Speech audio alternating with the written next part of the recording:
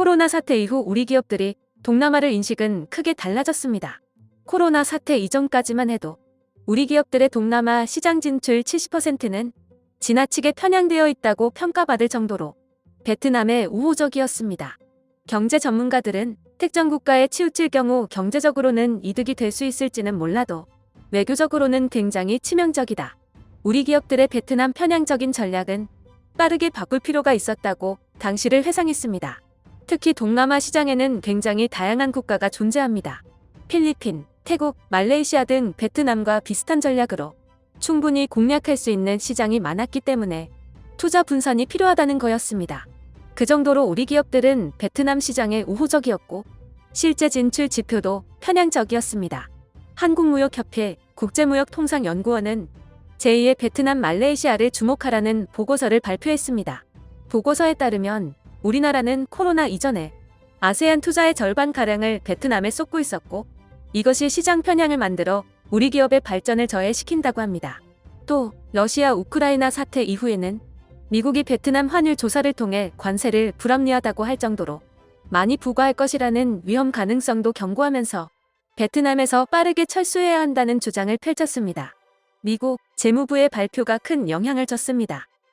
미국 재무부는 베트남을 환율 조작국이라고 지정한 적이 있기 때문에 경제적으로나 외교적으로 우호적인 관계가 아닙니다. 지금은 또 관찰 대상국으로 지정되어 있으면서도 환율 조작국이라고 한번 낙인 찍힌 사례 때문에 우리 기업들도 베트남 리스크를 안을 필요가 없다는 것입니다.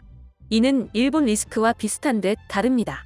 일본은 지소미아 협정에 대한 딴죽을 걸면서 경제 보복을 했고 이 때문에 우리나라에서는 불매운동이 시작되면서 한국 기업의 일본 철수, 그리고 일본 기업의 한국 철수, 한국의 소부장 자립을 이끌어냈습니다. 베트남과의 차이는 한국은 자립할 수 있는 능력과 경제적 여유가 있는 반면 베트남은 아무리 자립을 결심해도 현실적인 여건이 따라주지 않는다는 것이 있습니다. 즉, 한국이 베트남을 등 돌리는 순간 베트남은 끝난다는 겁니다. 베트남이 최근 다급하게 한국 정부에 SOS를 보내는 이유도 여기에 있습니다. 주변국들, 심지어 한국 정부조차도 베트남에서 탈피하고 투자와 경제 활동을 다양화해야 한다고 주장하면서 베트남 정부도 위기를 느낀 것입니다.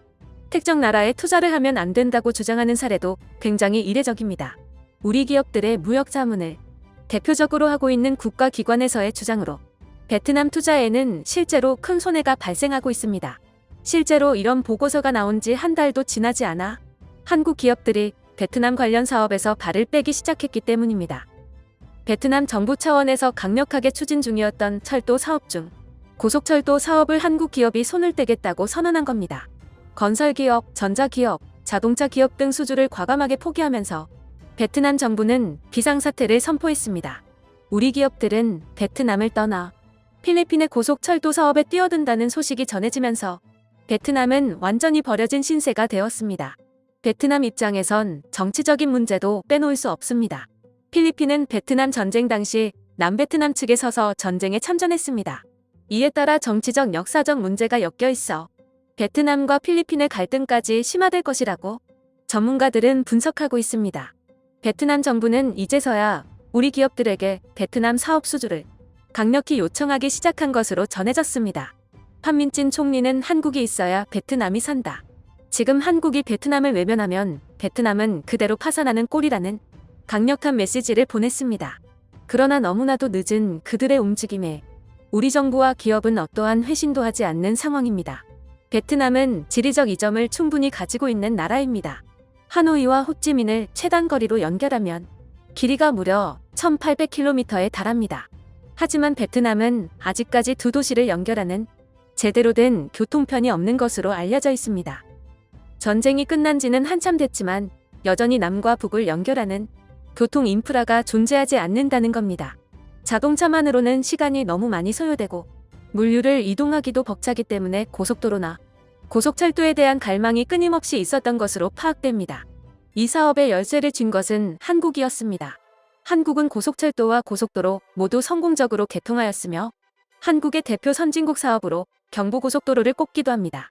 베트남 정부는 오래전부터 한국을 눈여겨보고 있었고 베트남과 한국 사이에 우호적인 관계 또한 사업 수주에 작용한 것으로 알려졌습니다. 일반 철도의 경우 34시간이나 소요되고 국도를 통해 가면 38시간 이상이 소요되었기 때문에 베트남 국민들 또한 한국의 고속철도 사업을 적극적으로 밀어주었습니다. 이는 관광객 사업과도 연결되었습니다. 사실상 베트남 국민들보다도 관광객들을 위한 사업에 가까웠습니다. 베트남 정부는 교통편이 개선되면 관광객이 많아지고 관광객이 많아지면 지역 경제가 활성화되어 고속철도뿐 아니라 부가적인 개편 사업에도 긍정적인 효과를 창출할 수 있을 것이라고 판단한 겁니다. 실제로 베트남 당국은 고속철도를 계획하며 부가적인 건설을 추진 중에 있었습니다. 베트남은 전철 사업을 중국에게 맡겼다가 낭패를 본 전력도 있어 한국의 도움이 그 어느 때보다 절실했습니다. 실제로 수준 높은 고속철도 기술을 갖춘 아시아 국가가 많지 않기 때문에 베트남 입장에서도 선택권이 없었습니다.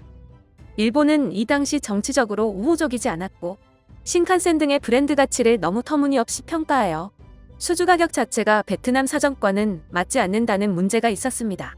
중국은 기술적인 문제가 있었기 때문에 설계조차 참여하지 못한 것으로 알려졌습니다. 가격과 퀄리티까지 모두 잡은 한국이 베트남에게는 최고의 선택이었습니다. 베트남 현지 언론도 이를 위해 연일 한국이 베트남을 살렸다라는 자극적인 멘트로 베트남 국민들에게 인식을 심었습니다. 베트남 국민들의 기대치가 절정에 달했다는 것입니다. 이 상황에서 한국 정부와 한국 기업이 망설임 없이 베트남 사업에서 발을 빼자 베트남은 배신감을 느꼈다며 한국을 깎아내리기 시작했습니다. 베트남 정부는 한국 때문에 발병한 코로나 때문에 베트남이 기울기 시작했고 한국의 배신이 결국 베트남 국민들을 실망하게 했다고 비판했습니다. 이에 베트남 국민들도 한국이 아니라 코로나고 한국이 베트남을 망하게 했다. 박항서도 추방하라며 혐한 여론을 이끌어갔습니다. 한국 정부는 이에 대해 베트남이 이렇게 나올수록 우리의 신념은 확고하다며 필리핀과 경제협력뿐 아니라 문화협력, 정치협력 등 모든 협력을 영위하겠다고 발표했습니다. 베트남은 경제적 협력만 예상하고 있었습니다. 그러나 문화협력 및 외교협력 등 빈틈을 주지 않는 외교로 베트남을 억압하겠다는 사실이 알려지자 경제 전문가들은 한국이 신박하고도 정교한 방법으로 베트남의 뒤통수를 친 것이라며 베트남 정부는 곧 파산 선언을 할 것으로 보인다고 전망했습니다. 우리 정부는 필리핀 정부와 약 1조 원 규모의 대규모 납북철도 사업을 수주했다고 발표했습니다. 대림산업은 스페인의 한 건설사와 함께 조인트 벤처 기업을 설립하였고 시공까지 함께하는 것으로 알려졌습니다.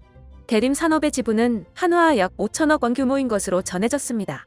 한 재계 관계자는 우리 기업도 필리핀으로 우회함으로써 오히려 이득을 보고 있는 것이라며 진작탈 베트남을 이룩한 기업들은 이미 손익분기점을 넘어서기 시작했다.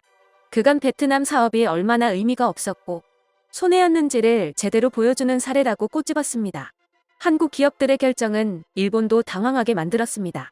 한국이 사업에서 발을 빼자 베트남이 강력하게 반발하는 모습을 보고 우리는 생각지도 못했다는 입장을 밝혔고 필리핀은 한국의 제안을 반겼습니다. 일본은 필리핀 관련 사업 모두를 자신들이 차지할 것이라고 예상한 겁니다. 그간 필리핀의 국가 인프라는 일본의 덕이 컸습니다. 도로, 항만, 철도, 공항 등 일본의 손이 닿지 않은 것이 없는데요. 일본이 독점하고 있던 시장을 한국이 빼앗자 일본은 큰 국가 기반 산업을 잃은 것이나 다름없는 것입니다. 일본은 경쟁 상대가 없던 독점 산업에서 한국이라는 강력한 경쟁 상대를 만났고 일본 경제 전문가들도 한국을 견제해야 한다는 성명 발표를 하면서 한국의 위상이 제대로 상승하고 있습니다. 한국이 필리핀 사업 수주에 발을 들인 이상 나머지 국가 인프라 사업도 모두 수주할 것으로 전문가들은 분석하고 있습니다. 결국 한국 기업의 선택 하나가 베트남의 뒤통수를 세게 치고 일본의 먹거리 사업까지 뺏어오면서 동시에 한국 기업들의 이득을 제대로 챙기게 된 계기가 됐다는 것입니다. 베트남은 앞으로 경제 상황을 회복하기가 굉장히 힘들 것으로 IMF 등 국제경제기관들은 분석하고 있습니다. 소식 마치겠습니다. 구독과 좋아요 알림 설정은 영상 제작에 큰 힘이 됩니다. 시청해주셔서 감사합니다.